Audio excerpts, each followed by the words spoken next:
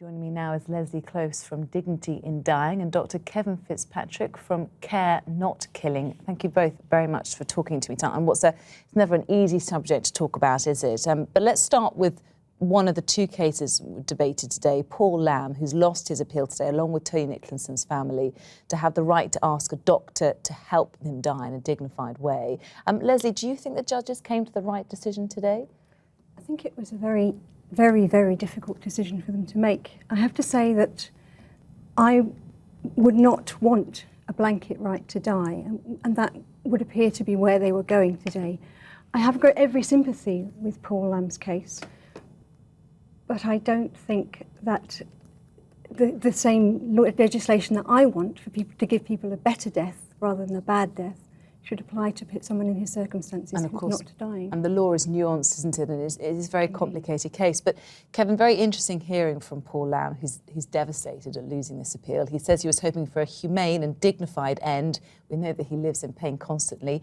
And he says this judgment does not give me that. I mean, should the judges have given him that chance, that ability to end his own life when he wants? And I think we have to distinguish between the cases that were heard today and the judgments that were given today. So let's firstly focus on Paul Lamb. Yeah, and in his case, as in the Nicholson case, it would not have changed the law on assisted dying. It would have actually changed the law on murder in this country, which is why the Court of Appeal rejected it, and the three justices rejected it unanimously. It is not a question of an assisted dying law. This was actually going to change the law of murder because a doctor would have to have lethally injected. So the judges have said it's not their decision, it's politicians. Politicians are not showing any sign, are they, of coming to the table to debate this? Should they? Do you think that they need to talk about this in the House of Commons and maybe change the law? I think it's one of the most important issues of our time, and it's encouraging that next year Lord Falconer's bill will come before the House of Lords, and that will be discussed in that chamber. Whether it will get discussed in the House of Commons is a different matter. Which is what you're passionate about, but it is slightly different from what they were wanting Indeed. today. Right, OK. Kevin, we've had so many tweets about this. Let's read a few of them out now, because Esther Porter says, the right to die is a considered, final and absolute choice for those whose conditions can't be treated. They deserve the right to choose. Another gentleman, Gareth Williams, says, if someone wants to die, they should be allowed to.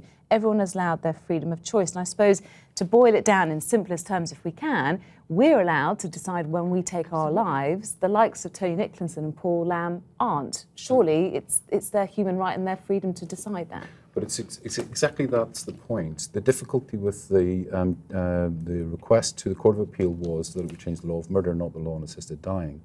I think it's absolutely right that everyone has some kind of humane reaction to those people who face that situation. The difficulty I've got... What should he do? Well, I asked the Director of Public Prosecutions earlier this year, and he told me that since he gave his guidance on the Purdy judgment in 2009, 66 cases have come across his desk. He has not prosecuted one.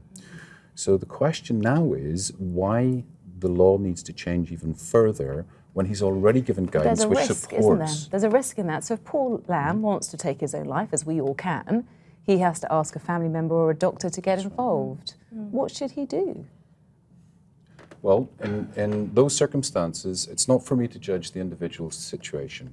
My issue is very difficult in the sense that I don't want to get in the way of what individuals decide to do with their lives. The problem is when you change the law, what follows that? And we have evidence from around the world where the law has changed, where abuses happen and where the law is extended to cover people who were not originally in scope of the law. So it's difficult to say that you can just have a law for one individual case. OK. Lesley, I know you're involved in this because of what happened to your brother. Yes. Tell us about your brother, John. He was suffering with motor neuron disease. He'd had the condition for 2 years when he heard about Dignitas. This was in 2003. And when he died there in May of that year, he was the 7th British person to do that. And we didn't have a clue what the law meant, whether what he was doing was illegal. We just knew that it was as though a light had come on behind his eyes when he found out that he could have an assisted death. And I believe that if the law was changed in this country, a great many people would find it very comforting to know that they could have that help, even if they didn't actually go down the road using the help that was available. Just knowing that it's there like an insurance is very comforting. OK. just a final for both of you. Do you think the law will ever change? Kevin, let's start with you.